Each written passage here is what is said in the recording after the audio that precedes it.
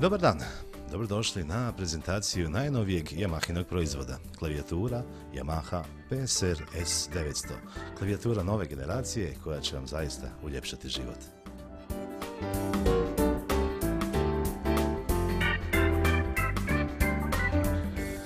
PSR S950 je aranžer klavijatura koja učinkovito zamagljuje granicu između digitalnog i akustičnog zvuka, a rezultati će promijeniti vašu glazbenu percepciju zauvijek.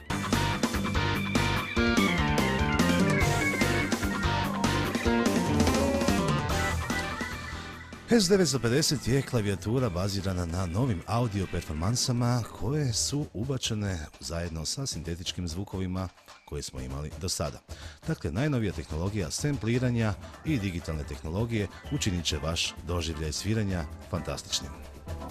Najnovija inovacija ove klavijature su audio styles. Audio, dakle, ritmovi aranžmana u kojima se uz digitalne aranžmane same klavijature pojavljuju i živi instrumenti. Živi instrumenti poput bubnja, bas gitare, električne gitare i drugih. Jednostavno su koncipirani na način da djeluju zajedno. To će vam omogućiti zaista realan zvuk i zaista jednostavnu reprodukciju. To možete najbolje čuti na nekom od sljedećih stajlova. Pustit ćemo na početku samo bubanj.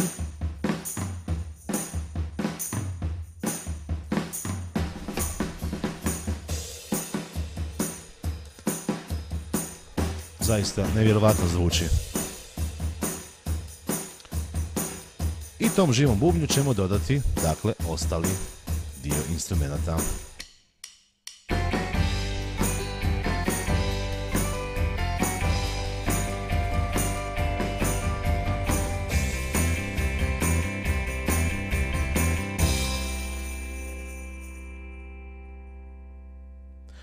Ova klavijatura sadrži bezbroj aranžmana, bezbroj prekrasnih gotovih varijacija i svega ostalog što vam je potrebno za besprijekorno sviranje, skladanje ili jednostavno pjevanje uz nju.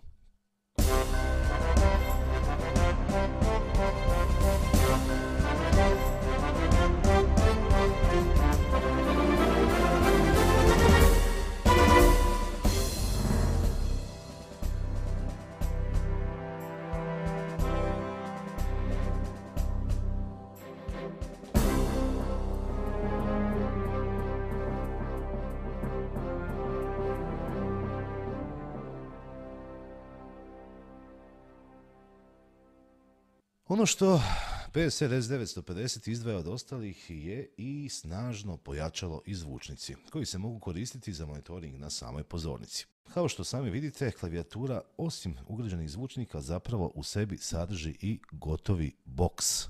Za ljubitelje audija, klavijatura sadrži i kompletan audio player. Jednostavno putem USB stika možete učitati u klavijaturu i direktno svirati bilo koju audio pjesmu. Evo ovdje imamo jedan primjer jedne gotove audio pjesme u MP3 formatu.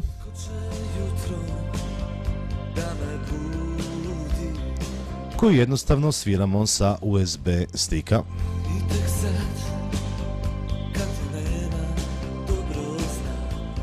Jedna od glavnih značajki ove klavijature je takozvani vocal remover. Vocal remover može jednostavno ukloniti vokale sa gotove MP3 pjesme. Na jednostavan način učitate pjesmu i stisnete vocal cancel. Poslušajte. Dakle, ovo je pjesma sa vokalom, a bez vokala će zvučati ovako.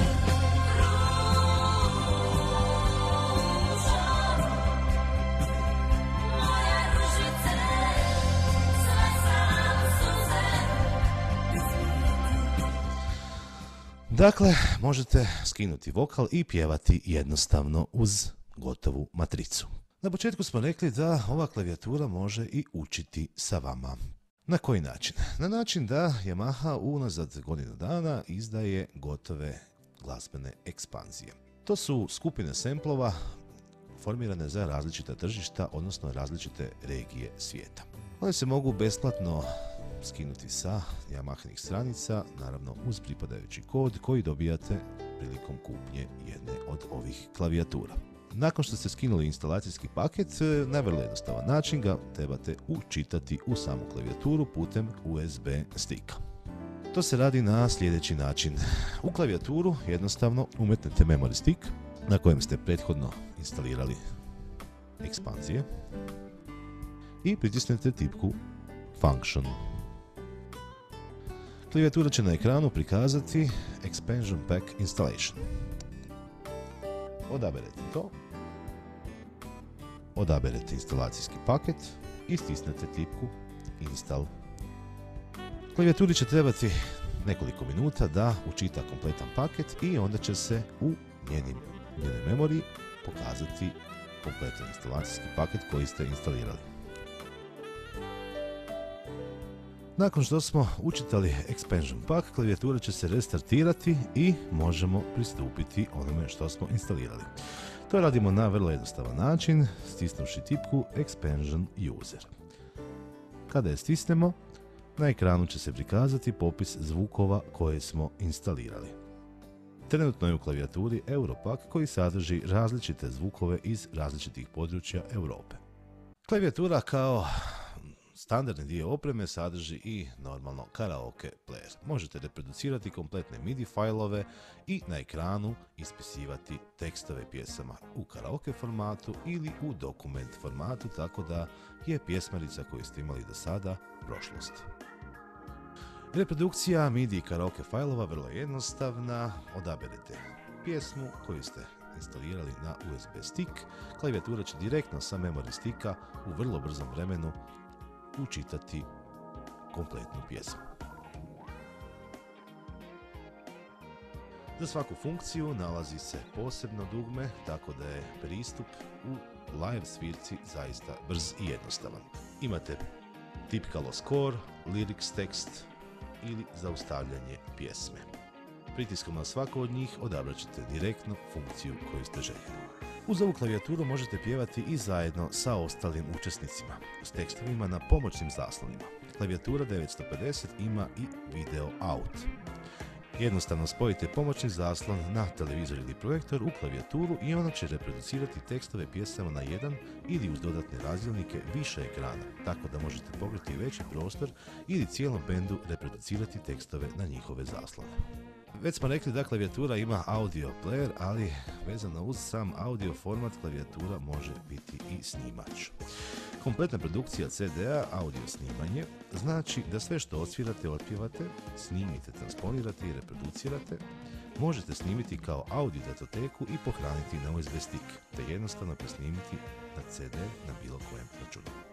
Klavijatura je kompatibilna i poveziva na različite načine. Možete vezati putem MIDI-a, putem USB-a, USB to host ili direktan USB na USB stick.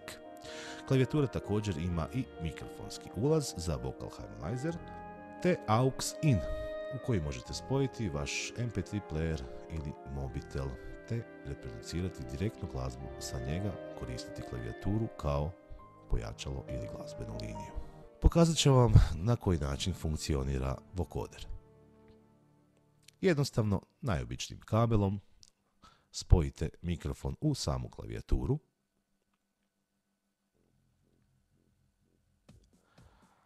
Na snažnjem dijelu klavijature pojačate gain i odaberete tipku Microphone Settings i Vocal Harmony. Na ekranu će vam se pojaviti settings samog mikrofona, odnosno postavke mikrofona, možete ga upaliti, ugasiti, podesiti efekat, namjestiti equalizer, nivelirati sve postojeće što vas zanima. Nakon toga odabrat ćete tip vokodera koji vam najbolje odgovara za vašu pjesmu. Na raspolaganju vam je preko 50 različitih tipova vokodera, a ono što je fascinirajuće da ovaj vokoder zaista zvuči prirodno, a ne sintetički kao dosadašnji ovakvi i slični uređaji.